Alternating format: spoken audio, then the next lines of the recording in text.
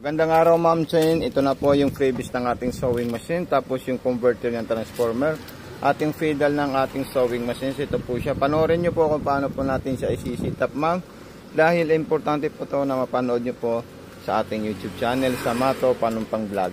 Okay, ito na po siya ma'am, sasaksak po natin yan sa gilid ma'am. Ito po siya ma'am, yung pagsaksak natin dito.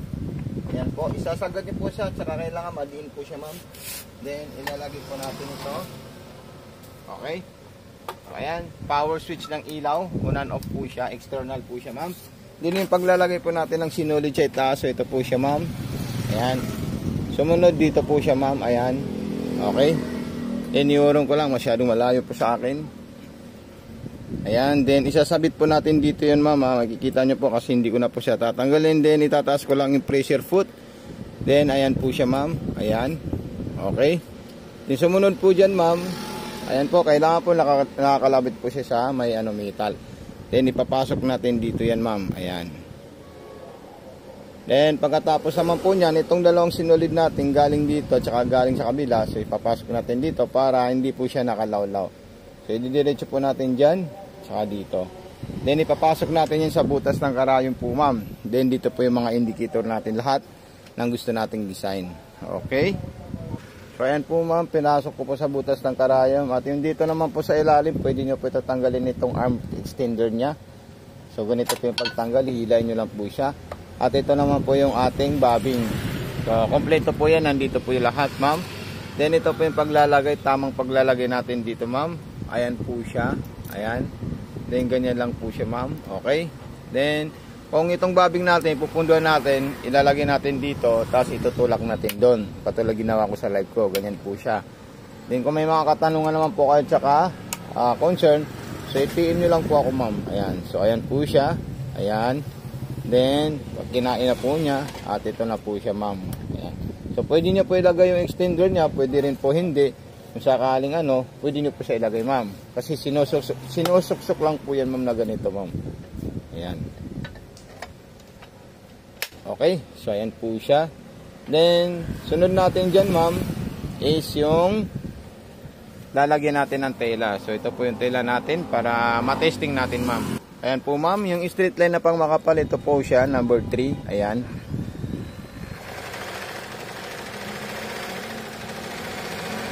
Ayan, so ipapakita po natin yung stitches niya ma'am para makita niyo po na talagang napaka-solid po siya ma'am. Ayan.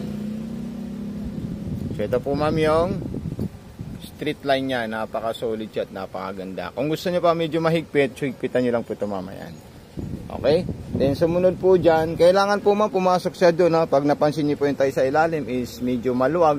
So kailangan pumasok po siya. Bantayan nyo lang po siya ma'am bago nyo po ilagay para makita nyo po yung tamang proper ng paglalagay ng sinulid. Then sa pangkoto naman po ma'am, ilalagay nyo lang po ito. Ayan, tutok nyo lang po siya. Then tuldok nyo to. So ayan po ma'am. Okay.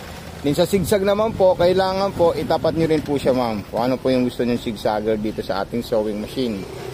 So ayan. Napaka-solid po siya ma'am at napakaganda po. So ayan, all metal kasi ito ma'am. Then sunod natin yung mga iba't ibang klaseng design niya. Let's say gusto nyo po is pag manual embroidery. Pag manual embroidery pang gagamitin nyo ma'am, so kailangan nyo po itaas ito. Then lagay po kayo ng pangalan dyan. O di kaya imagine nyo lang po yung pangalan na gagawin nyo. Tapos i-indicate nyo lang po siyang ganun. Okay, din ayan po siya ma'am. Then kukunin natin yung pang-garterize natin. Ayan, dalawang klase yung pang-garterize. Yung malapad at saka yung makitid. So pag papaandarin nyo po, kailangan nyo po ito ikot ma'am para makabulo po yung sewing machine natin. Okay? Kasi pag inapakan nyo po siya agad-agad, maaaring hindi po siya makabulo kasi high speed na po siya ito ma'am eh. So ito po yung mga iba't ibang klaseng design niya ma'am Chen. Ayan po siya. Ayan.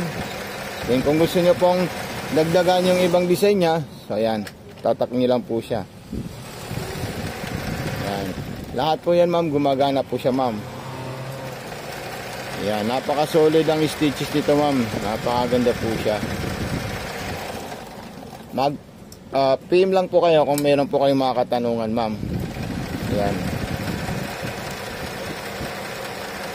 Then another design, yung mga pang piping po niya.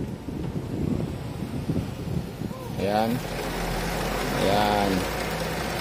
talagang napakaganda po yung mga design niya, ma'am. Lalong-lalo na kung kayo po ay nasanay dito. Tapos makikita nyo lang po yung mga design, stitches ng ating sewing machine. Napakasarap gamitin. Ayan. Okay, so ito po naman yung isa. Nakakaibang design. Ayan. Then gagawa po tayo ng button holder po niya, ma'am.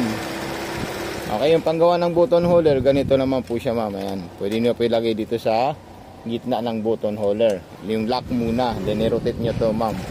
Ayan. Huwag masyadong makapal at huwag masyadong manipis.